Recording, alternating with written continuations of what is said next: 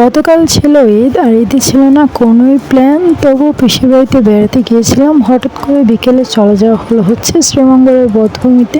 তো ঈদের দিন অনেক মানুষ হয়েছে বধ্যভূমিতে, দেখতেই পারতেছেন অনেক মানুষ ছিল। তো আমরা আসলে হালকা পাতলা ঘুরে গেছি, কারণ আমি পরশু দিন গিয়েছি। তারপর চলে গেলাম আদি নীলকণ্ঠে প্রথমবারের মতো। সো এখানে মালাই চাট অর্ডার করে ভালোই লেগেছে। আর এখানে অনেক বেশি গিয়ে মানুষ ছিল। তো আমি প্রথমবার আসছি, মণিপুরের দোকান ছিল আশেপাশে, আর এখানে আমার মনে হয় অর্ধেকই গিয়ে টুরিস্ট। তো যাই হোক, এই জায়গাটাতে এসে ভালো লাগলো। তবে অর্ডার নিতে এবং আমাদের চাটা পেতে পেতে 20 থেকে 25 মিনিট চলে যায়। সো পাশে ছিল ফিনলে টি গার্ডেন, তো সেখানে গেলাম, ভালো লাগলো। তো শ্রীমঙ্গলে আসলে যেদিকে আপনারা তাকাবেন চা বাগান দেখতে পারবেন।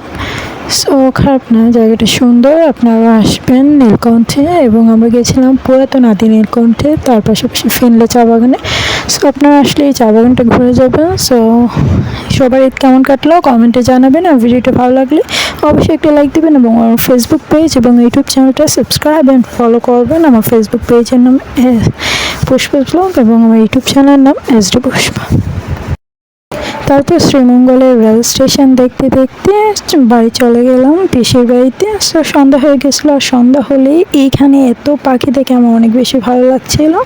অনেক পাখি ছিল, আর সামনে আরও অনেক পাখি ছিল। সো এখন বাড়িতে চলে যাচ্ছি, বাই বাই।